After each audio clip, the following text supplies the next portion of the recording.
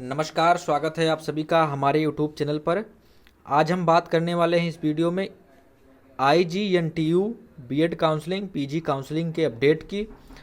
आप सभी वेट कर रहे थे कब इसकी काउंसलिंग अपडेट आएगी, तो इसकी अपडेट आ चुकी है। हम बात करेंगे किस प्रकार से आपको काउंसलिंग करना है, कौन से डॉक्यूमेंट्स लग रहे हैं, कट ऑफ क्यों इतनी ज़्यादा आ रही है। आपने देखा होगा सेंट्रल यूनिवर्सिटी ऑफ हरियाणा की कट ऑफ को देखने के बाद में आप सभी बहुत ही हताश हो गए होंगे कि इतनी कट ऑफ क्यों जा रही है। तो इसकी बात करेंगे, इसमें कट ऑफ कितनी रहने वाली है, रिक्वायर्ड डॉक्यूमेंट्स क्या क्या हैं, अंडरटेकिंग क्या लगा सकते हैं। देखिए, मैं सारी जानकारी यहाँ पर लेकर ही आता हूँ। आप सभी को पता है हॉस्टल वगैरह की फ़ीसें कितनी है, इन सभी की एलिजिबिलिटी आपकी क्या है, सभी डिटेल्स की बात करने वाले हैं। तो बने रहिएगा हमारे साथ। जो लोग नए जुड़ रहे हैं वो चैनल को सब्सक्राइब करते रहें, अन्य लोगों को शेयर करते रहें। टेलीग्राम ग्रुप से जुड़ जाइए, वहाँ पर आप हमें पर्सनली कंसल्ट कर सकते हैं किसी भी डाउट को लेकर के। तो बढ़ते हैं आगे। लिंक आपको डिस्क्रिप्शन में दिया हुआ है, वहाँ से आप direct Indira Gandhi national tribal university के अमरकंटक में जो स्थित है, यहाँ पर आप डायरेक्टली रजिस्ट्रेशन पोर्टल पर पहुँच सकते हैं। आपको टेलीग्राम का लिंक भी दिया हुआ है। अगर मैं बात करूं अपडेट की, तो ये अपडेट आपके सामने आया हुआ है। ऑनलाइन रजिस्ट्रेशन जो है आपका स्टार्ट कब हो रहा है, 5 अगस्त से स्टार्ट हो रहा है। 15 अगस्त तक आपका ऑनलाइन रजिस्ट्रेशन चलने वाला है। यहाँ पर देख सकते हैं पीजी बीएड के लिए रजिस्ट्रेशन अपडेट के लिए अपडेट है। Declaration of first counselling list जो है आपकी कब आएगी, तो 21 अगस्त तक आपकी पहली फर्स्ट काउंसलिंग की लिस्ट आएगी। अगर तीसरी बात करें तो 23 अगस्त से 25 अगस्त तक आप क्या कर पाएंगे, आप ऑफलाइन मोड में जाकर के काउंसलिंग डॉक्यूमेंट वेरिफिकेशन करा सकते हैं। तो ये ध्यान रखिएगा, आपको डॉक्यूमेंट का वेरिफिकेशन जो है वो काउंसलिंग ऑफलाइन मोड में होना है, और ये होगा कब, 23 अगस्त से 25 अगस्त के बीच में। सिलेक्शन लिस्ट उसके बाद में आएगी, 31 अगस्त से सिलेक्शन लिस्ट आएगी, और आपका जो एडमिशन फ़ी है उसको डिपॉजिट करना होगा 2 सितंबर से 4 सितंबर के बीच में। तो ये ऑनलाइन कम ऑफलाइन काउंसलिंग इसकी होने वाली है। मतलब कुछ चीज़ें आपकी ऑनलाइन हो रही हैं और कुछ चीज़ें आपकी ऑफलाइन होंगी। तो ये ध्यान रखिएगा क्या क्या ऑनलाइन है। केवल आपको यहाँ पर रजिस्ट्रेशन ऑनलाइन करना है, काउंसलिंग लिस्ट आपको ऑनलाइन मिल जाएगी। उसके बाद में आपका डॉक्यूमेंट वेरिफिकेशन पहले हो जाएगा, उसके बाद में आपको फ़ी डिपॉजिट करनी होगी। ये सारी चीज़ें यहाँ से ऑफलाइन स्टार्ट हो जाएंगी। रजिस्ट्रेशन फ़ीस की बात करें यहाँ पर, तो जनरल OBC और EWSC कैंडिडेट्स जो हैं वो 250 रुपये देने हैं।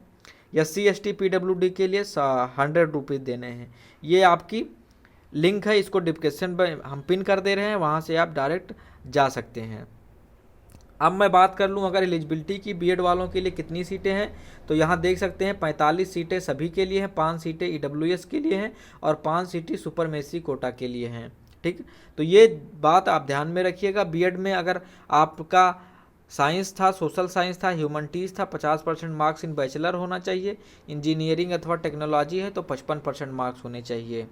ये सारी चीज़ें हैं। SC ST OBC PWD shall be as per rules of central government, वही सारी जानकारी है जो कि आपको सारी यूनिवर्सिटी में मिलती हैं। अगर मैं फ़ीस की बात कर लूँ यहाँ पर, तो देखिए आपका फ़ीस कितना है टोटल।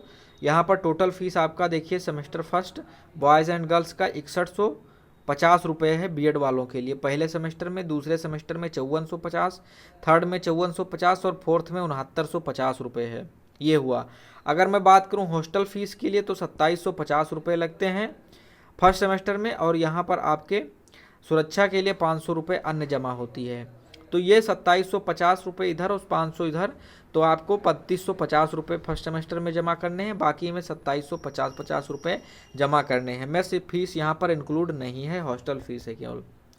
अन्य जानकारी बता दें तो हॉस्टल आप सभी को मिल जाता है यहाँ पर, और अन्य जानकारी आप सभी यहाँ देख सकते हैं, स्क्रीनशॉट ले सकते हैं। बीएड प्रोग्राम को हम ध्यान में करते हैं तो यहाँ सारी जानकारी आपको मिलती रहती है। अगर वीडियो अच्छी लग रही हो तो लाइक करिए और शेयर भी करिए। अगर हम कट ऑफ की बात करें यहाँ पर, तो ये देखिए हम सीधा लिस्ट ही लेकर के आ गए हैं आपके सामने। ये पिछली बार में जो सीटें ऑफ़र हुई थी, कहाँ तक ऑफ़र हुई थी आप देख सकते हैं। यहाँ पर जनरल कैटेगरी के लिए आपको यहाँ पर दिखाई दे रहा होगा, अनरिजर्व्ड में यहाँ पर आपके आ जाएंगे लास्ट में तो 88 परसेंटाइल, मतलब 88.38 परसेंटाइल पर आपका रजिस्ट्रेशन हुआ। यहाँ पर सीट ऑफ़र हुई थी। इनका नाम था उषा करण जी को। यहाँ पर देखिए अन्य किसी यूनिवर्सिटी का नहीं है, ये IGNTU का ही है। एक लोग ने कमेंट किया था कि सर आप किसी वीडियो में कि आपने गलत इन्फॉर्मेशन दी है कट ऑफ को लेकर के, तो मैं बता रहा हूँ यहाँ से किसी तरीके की कोई भी रॉन्ग इन्फॉर्मेशन अभी तक नहीं दी गई है। जिन लोग यहाँ पर लगातार बने हुए हैं उनको पता होगा। तो अगर आपको कोई भी डाउट आता है तो हमें टेलीग्राम पर पहुंचिए, वहां पर मैं आपको पूरी लिस्ट सेंड करूंगा। जो भी लिस्ट होते हैं, अगर बहुत बड़ी लिस्ट होती है तो मैं यहां पर मेंशन नहीं करता हूं, जो बेसिक चीज़ें होती हैं उसको मैं लिख देता हूं। इसलिए आप लोग अगर किसी को डाउट आता है किसी भी जानकारी को लेकर तो आप हमें टेलीग्राम पर हमारे ग्रुप में जुड़िए, वहीं पर हम सारे PDF शेयर कर देते हैं। अगर आपको न विश्वास हो, अगर आपको फेथ नहीं मिलता है तो वहाँ पर आप हमसे मिल सकते हैं। यहाँ पर बात करते हैं, देखिए आप OBC अगर मैं बात करूँ, ये देखिए UR कैटेगरी के लिए आपका 88.38 परसेंटाइल पर बुलाया गया था। EWS की मैं बात कर लूँ तो 88.34, तो लगभग सेम ही है अनरिजर्व्ड का और किनका EWS का लगभग सेम ही था। अब मैं बात कर लूँ अगर OBC की, तो यहाँ पर देख पाएंगे OBC वालों के लिए अभी आगे भी है लिस्ट, वहाँ पर कंफर्म हो जाएगा। OBC का यहाँ तक है नॉन क्रीमी लेयर, मतलब कि नेशनल लेवल वाला, जिनका कितना गया था 80 परसेंटाइल। 80 परसेंटाइल वालों का मार्क कितना था, तो 128 नंबर तक मार्क था। अन्य जानकारी अभी मैं दे रहा हूँ कि इनके कितने मार्क्स रहे होंगे, मैं सब कुछ लेकर आता हूँ, सब कुछ बताता हूँ आपको। SC कैटेगरी के लिए आप यहाँ पर देख सकते हैं 70.6, तो 70 परसेंटाइल के आसपास SC कैटेगरी को बुला लिया गया था। और आप यहाँ पर 70 तो लास्ट नहीं है, यहाँ पर 60 कैटेगरी तक, तो इसको अपडेट कर लीजिएगा 60 कैटेगरी तक, 60 परसेंटाइल तक।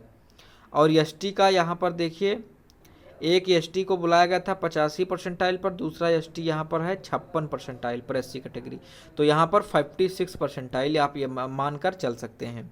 तो अगर मैं काउंसिलिंग इसको अगर अलग लिखता चाहूँ तो यहाँ पर UR को कितना लिख सकता हूँ, तो UR को आप यहाँ देख पाएंगे कितना है 88.38 परसेंटाइल, तो UR की कितनी गई थी 88.38 परसेंटाइल। OBC की कितनी गई थी, तो यहाँ पर आप देख पाएंगे OBC की non creamy layer 80 percentile, 80 percentile.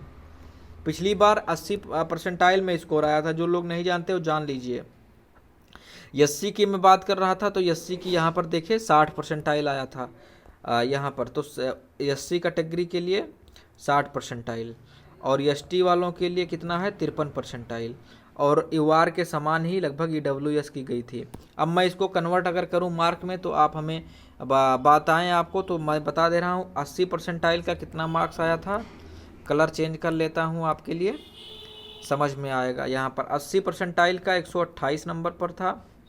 अगर मैं बात करूं और चीज़ों के लिए तो एक मिनट, अगर मैं बात करूं UR कैटेगरी की तो 88 परसेंटाइल गया था। अगर मैं बात करूं तो 89 परसेंटाइल का जो मार्क था पिछली बार वो था आपका 145 नंबर, तो 88 का लगभग 144 नंबर रहा होगा, ऐसा एक्सपेक्ट कर सकते हैं।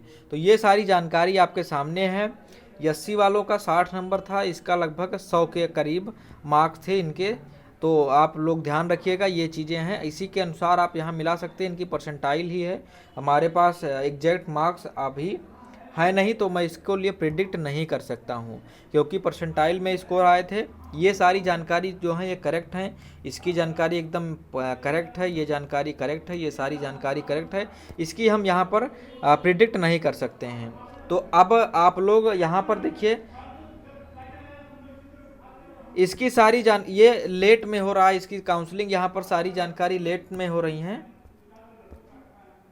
यहाँ पर इनकी लेट में हो रही है। यहाँ पर जो काउंसलिंग है इनकी लेट है, तो इसलिए यहाँ पर कट ऑफ जो है ये लो जाने वाली है, क्योंकि जिनकी कट ऑफ आगे जाती है उनकी पहले काउंसलिंग होती है, उनकी कट ऑफ हाई जाती है। जैसे सेंट्रल यूनिवर्सिटी ऑफ हरियाणा की देखिए, अभी जो फर्स्ट है वो 273 नंबर है CQP 03 में, तो उन्होंने भी काउंसलिंग किया है, बट वो यहाँ पर BEd के लिए एडमिशन नहीं लेने वाले हैं।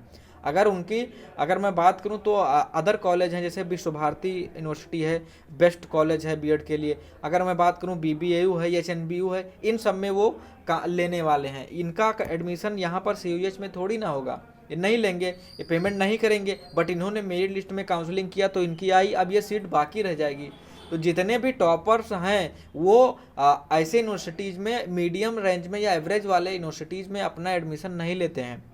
अगर कुछ लोग ले भी लेते हैं तो अगर आपको अच्छी यूनिवर्सिटी में सीट ऑफर होगी बाद में, मान लीजिए आपने सेंट्रल यूनिवर्सिटी ऑफ हरियाणा में काउंसलिंग करा लिया, आपने फीस पेमेंट भी कर दिया है, बट आपको बाद में बीएचयू में ऑफर हो जाए सीट, तो क्या करेंगे, सेंट्रल यूनिवर्सिटी ऑफ हरियाणा में एडमिशन को ड्रॉप करेंगे और बीएचयू में एडमिशन ले लेंगे, बाद में उनकी फ़ीस रिफंड हो जाती है। तो उनकी सीट जब खाली होती है तो आपको बुलाया जाएगा बाद में। तो ऐसे लोगों को परेशान होने की ज़रूरत नहीं है।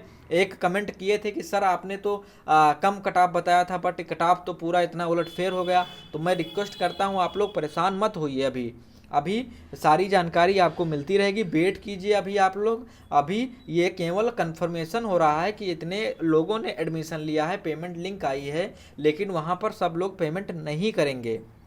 तो ये जानकारी आपके लिए रही। कट ऑफ का आप अंदाज़ा यहाँ से लगा सकते हैं, जितने लोग लो मार्क वाले हैं यहाँ पर आप लोग रजिस्ट्रेशन कर सकते हैं।